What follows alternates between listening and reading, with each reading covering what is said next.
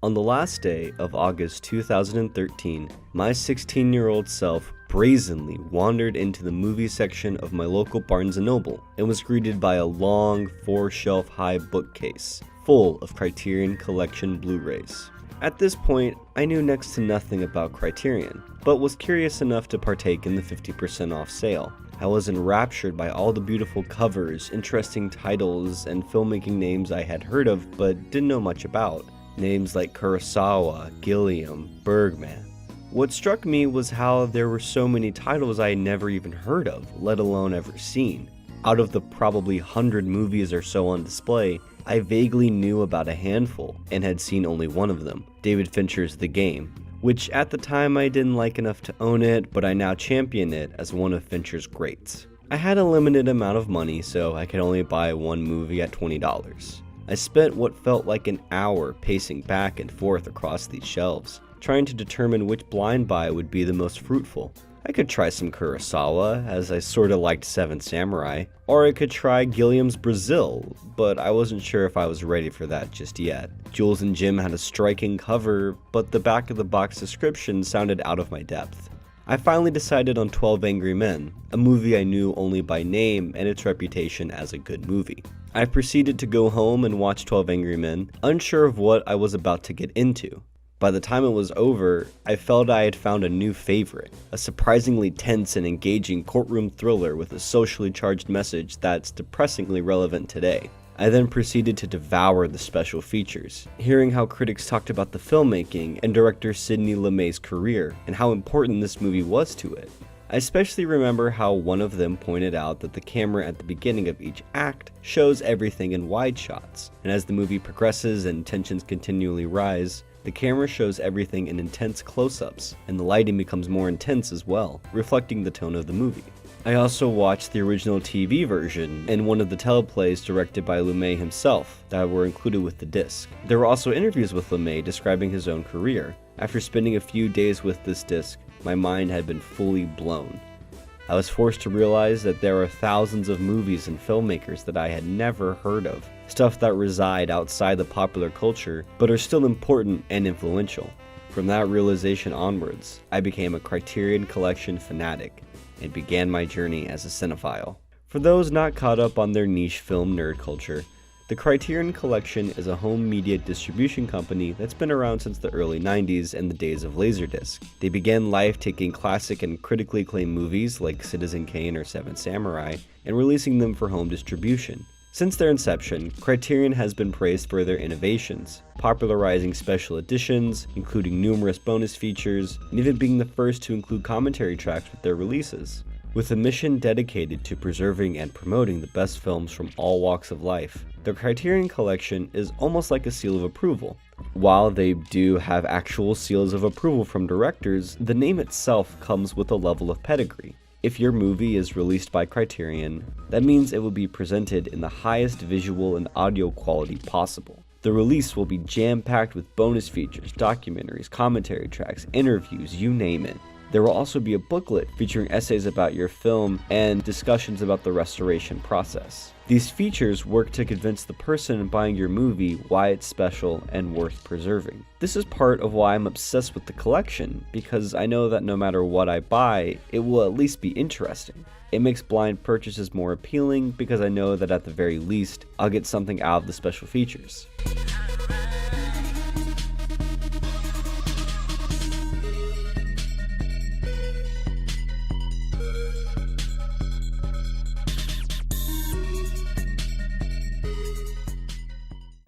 I mean, one of the things I try to use movies for is a way of not ever growing up, to always maintain a child's point of view of the world. I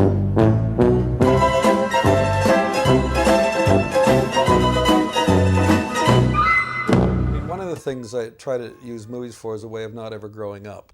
One of the first Criterions I ever bought was The Life and Death of Colonel Blimp, which a podcast I listened to at the time said it was one of the best movies they had ever seen. Once it arrived at my house, I sat down for the nearly 3-hour journey through war, friendship, and time itself.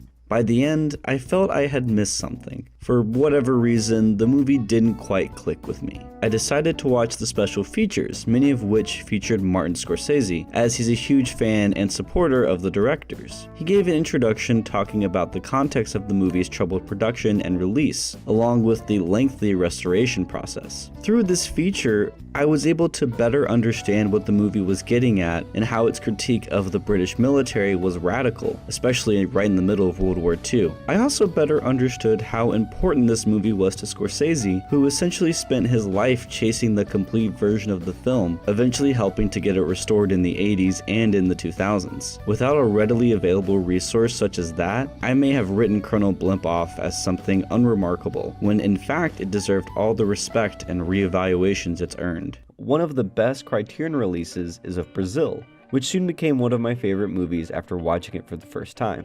Criterion's edition not only presents the film in the highest quality, but it also comes with a second disc that contains a making-of documentary, another documentary about Gilliam's fight with the studio to release his version of the movie, and most exciting of all, the producer's cut of Brazil that was only shown on TV. Sold. This release is special because it not only shows you the struggle Gilliam went through to get his film released, going against some of the most powerful people in Hollywood just to have his vision on screen, but it also shows what would have happened if he hadn't succeeded. For fans of Brazil, or supporters of Gilliam's cause, this release gives a clear idea of why he fought so strongly to release the film in its original state.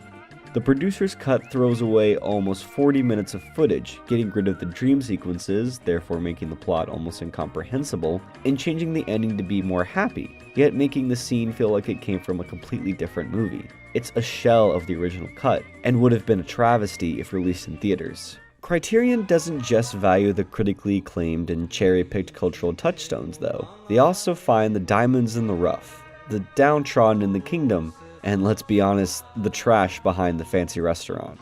They recognize that all types of movies deserve preservation and attention, because every movie is someone's favorite. This is how I discovered underground masterpieces like Hausu, Repo Man, or the works of John Waters.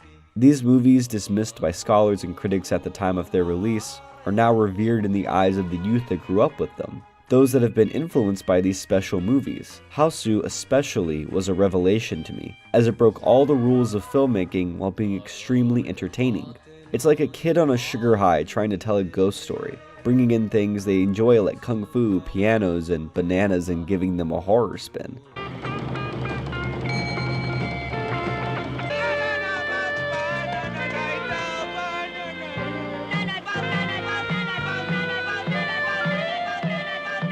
And this makes sense, as the screenwriter literally asked his 7-year-old daughter for ideas about a killer house movie. And I wouldn't have known that if it wasn't for the special interviews that Criterion conducted for this release, again giving context for what makes this movie special. Hausu is a unique experience that has stuck with me my entire life, and I wouldn't have had that if it wasn't for Criterion's release of it, which was the first time it saw an official release in America. Through Criterion, I've discovered some of my favorite filmmakers like Kurosawa or Gilliam, caught up on contemporary or classic movies I never got around to, and revisited personal favorites with a new lens. Criterion made me into a more open, empathetic film lover, with a ferocious appetite for movies, which has only grown stronger since the introduction of the Criterion channel.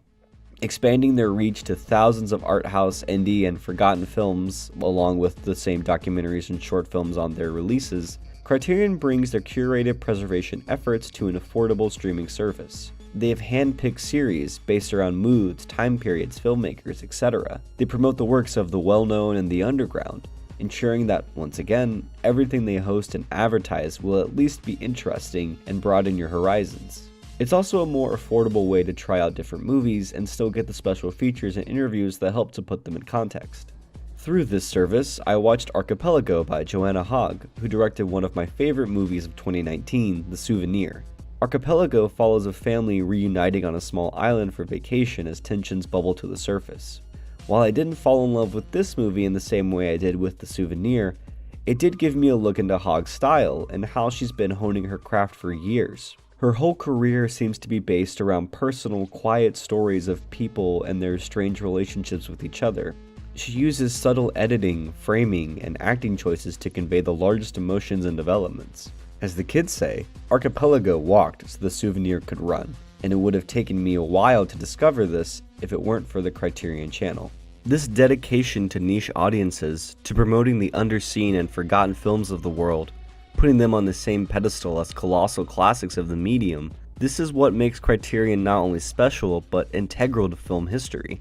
In the modern landscape of streaming and distribution, movies have become more disposable than ever. Blockbusters dominate most theaters despite quickly leaving multiplexes with little impact. Netflix led the charge towards creating original programming designed for streaming, which has at once created and saturated its own market, releasing easily forgotten and buried media on a weekly basis. And most streaming services don't even want to host older films, preferring to grab contemporary hits and schlock alike over influential or underseen films. This isn't to say that the movies supported by Netflix or Amazon aren't fantastic in their own right. Amazon has an insane track record, consistently picking up the best movies of each year. But I believe the current impact they're having on our industry is detrimental to older films, both domestic and foreign. To go a little off topic, Scorsese has been the target of the most recent film discourse due to his opinion that Marvel movies are not cinema as he defines it, saying that they're closer to theme park rides. In a New York Times editorial, he clarifies that just because a movie is a theme park ride doesn't make it less fun or entertaining. The issue here is that these theme park ride movies are missing the essential elements of films. What's not there is revelation, mystery, or genuine emotional danger. Nothing is at risk. The pictures are made to satisfy a specific set of demands, and they are designed as variations on a finite number of themes. Essentially, Marvel movies, and many blockbusters for that matter, lack unique visions and voices. They lack surprise. The Marvel movies that do pack any emotional resonance or stray the slightest from the norm are often held in high regard, though in most cases these examples still pale in comparison to other truly daring or impactful films. The smaller movies that inhabit these ideals are still made and released. I point you towards these movies released in the past few weeks, and of course Netflix and Amazon still produce these kinds of works, but they don't receive the same amount of attention, support, and discussion as the so-called theme park rides. It's become even more difficult to get indie films into theaters, to present big ideas inside personal stories on a big screen, or to even get noticed within the noise of our fast-paced, short-attention society. Both the theme park rides and the streaming content have become disposable, a cycle with quick hype-ups and even quicker drop-offs from the zeitgeist. The large producers and companies value get-rich schemes over long-term preservation or support, and I'm afraid these short-term plans are going to cave in eventually. If Netflix shuts down, where does their original content go? Who will even remember most of it? In our current moment, that doesn't seem to matter. This is why Criterion is so important right now. To have a company out there supporting these works, new and old, is vital. They not only give current and past filmmakers a place to thrive and be heard, but they also put these films in the hands of millions of people to inspire and educate them, to show them worlds and ideas they never even dreamed. This isn't to say that Criterion is perfect. Their releases do come with a premium price, and there is a serious lack of modern South Korean films and animated films in general. But with their track record and clear love of cinema, Criterion is a welcome beacon in the stormy sea of lackluster releases that will hopefully inspire future filmmakers and film lovers to follow in their footsteps, to explore the underbelly of the medium and discover the important or forgotten voices of film. I know, at least for me, Criterion has made me a more thoughtful and engaged viewer, and anytime I see that email pop up showing me the newest releases, there's always at least one thing that interests me. As long as we have that one company keeping that flame of inspiration alive, then I believe the medium, in some way, still has a future.